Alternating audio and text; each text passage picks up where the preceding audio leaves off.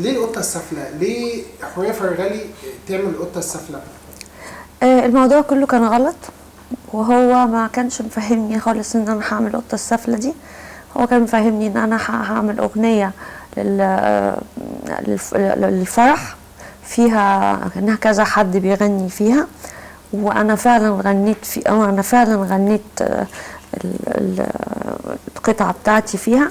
فهو في الاستوديو قال لي ما تيجي تغني الاغنيه. قلت له انا صوتي وحش قوي، فقال لي لا طب تعالي غني الاغنيه دي.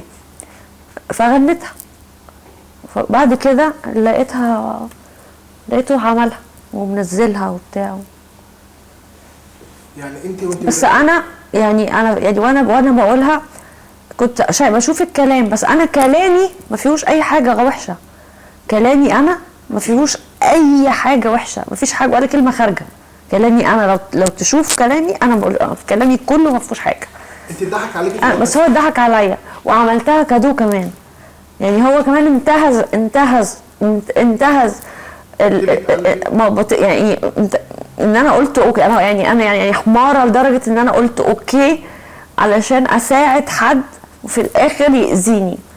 بس ربنا مش يعني رب ما نجحتش، وهو ما وصلش لحاجه لان هو كان نيته وحشه. ما وصلش لحاجه. بعد الهجوم انت شفتيه كلمتيه في التليفون وعاتبتيه وقلت له لا لا لا لا لا انا قلت حسبي الله ونعم الوكيل بس. ما بتعاتبيش؟ لا عاتب ايه؟ انا غلطانه.